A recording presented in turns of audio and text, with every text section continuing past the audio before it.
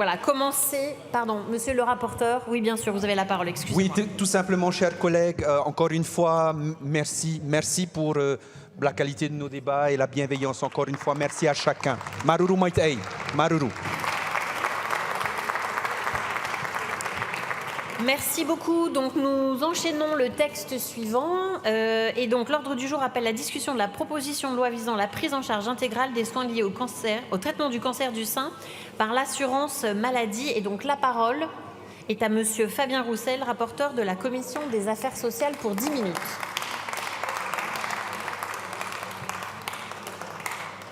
Merci de sortir en silence, monsieur le Président. Vous avez la parole.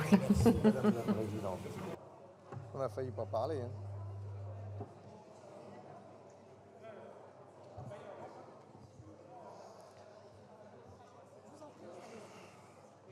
Madame la Présidente, Madame la Ministre, Madame la Rapporteure Générale, Madame la Présidente de la Commission, mes chers collègues, chaque année, le 8 mars, nous célébrons la Journée internationale pour la défense des droits des femmes. Et je me souviendrai longtemps de celle de l'an passé, où des femmes atteintes d'un cancer du sein nous ont interpellés, mon collègue Yannick Monnet et moi-même. Et elles étaient en colère. À leur souffrance, à leur détresse physique et morale s'ajoutaient d'angoissantes difficultés financières. Nous leur avons promis d'agir et de porter ce sujet à l'ordre du jour de nos travaux de parlementaires. C'est chose faite aujourd'hui. Le cancer du sein meurtrit profondément les femmes. Il les atteint dans leur chair, dans leur intimité, dans leur féminité, dans tous les rapports qu'elles ont avec la société, dans leur couple comme dans leur vie professionnelle. Une femme sur 8 affronte l'épreuve au cours de sa vie. Je cite Marie-Noël.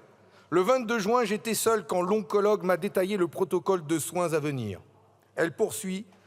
Début juillet, démarrage de la chimio, puis opération, mastectomie totale, curage auxiliaire.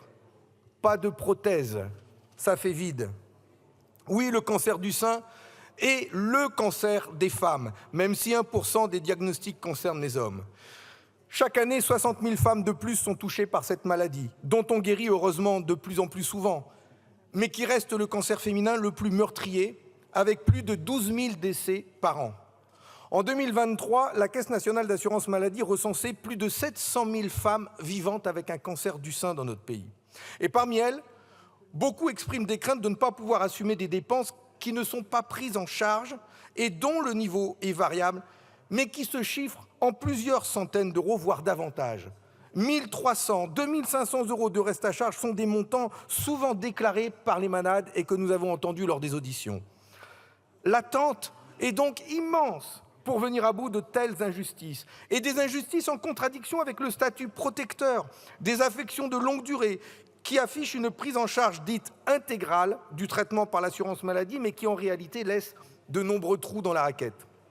C'est à cela que nous nous sommes attaqués avec cette proposition de loi qui vise la prise en charge par l'assurance maladie des soins liés au traitement du cancer du sein. Ainsi, l'article 1er, et je vais parler de la version adoptée par la Commission, à l'unanimité. L'article 1er garantit une plus grande prise en charge dans de nombreuses dépenses liées à ce cancer. Et je vais les citer ici. Il y a d'abord l'ensemble des participations forfaitaires, forfaits et franchises, souvent angoissantes pour les plus précaires. Ces franchises, ces participations, ces forfaits ne seront plus applicables, ce qui représente au minimum une économie de plus de 100 euros par an. Ensuite, c'est la prise en charge intégrale des prothèses capillaires, quelle que soit leur catégorie et tarif, et le remboursement du renouvellement des prothèses mammaires au bout de 10 ans. Plus largement, l'ensemble des soins et des dispositifs prescrits, dont les soins de support, seront pris en charge intégralement par les organismes d'assurance maladie. Cette liste sera définie par décret, comme nous le proposons dans ce texte de loi. Et nous vous proposons, par un amendement ce soir, d'y associer à la rédaction les associations de malades, d'aide aux victimes du cancer et les médecins spécialistes.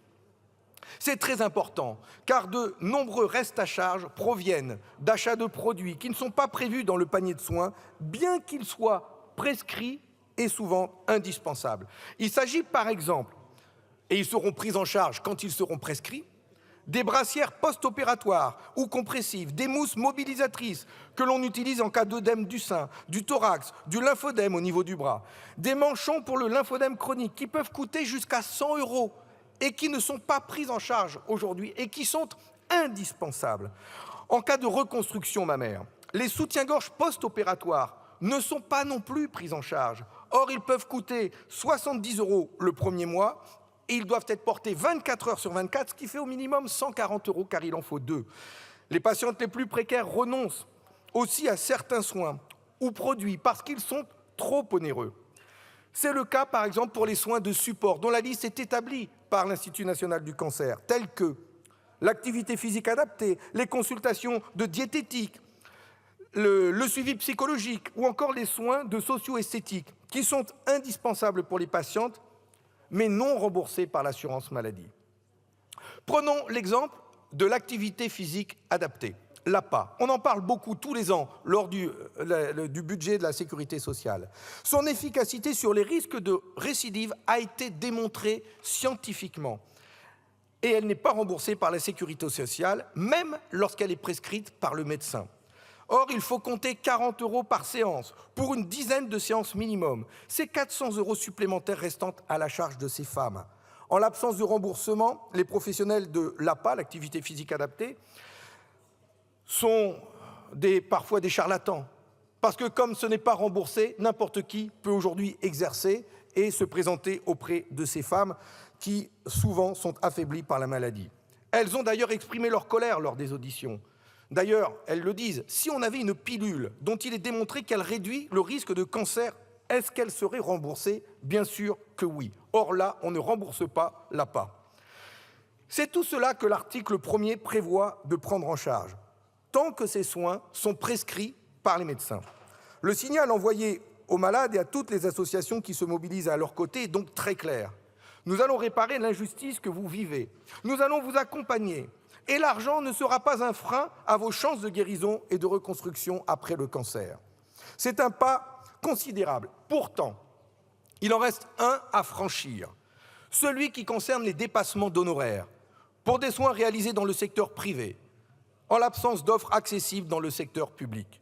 C'est par exemple le cas pour la chirurgie de reconstruction après l'ablation du sein, pour lesquels les dépassements d'honoraires atteignent 5 000 € par sein, 10 000 € si l'on veut faire les deux seins pour un résultat symétrique.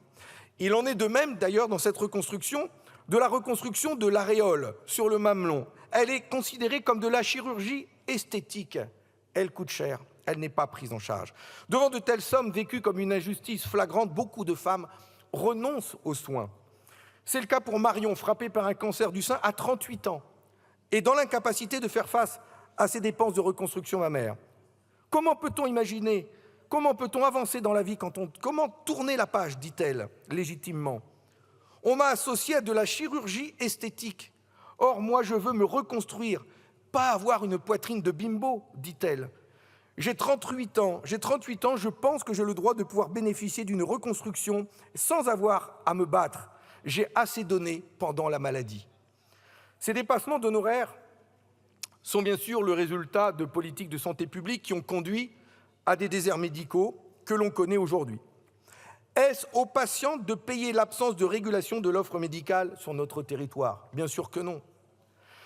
C'est pourquoi, bien sûr, je regrette que la prise en charge intégrale des dépassements d'honoraires que nous avions prévus dans la loi initiale ait été supprimée par la Commission.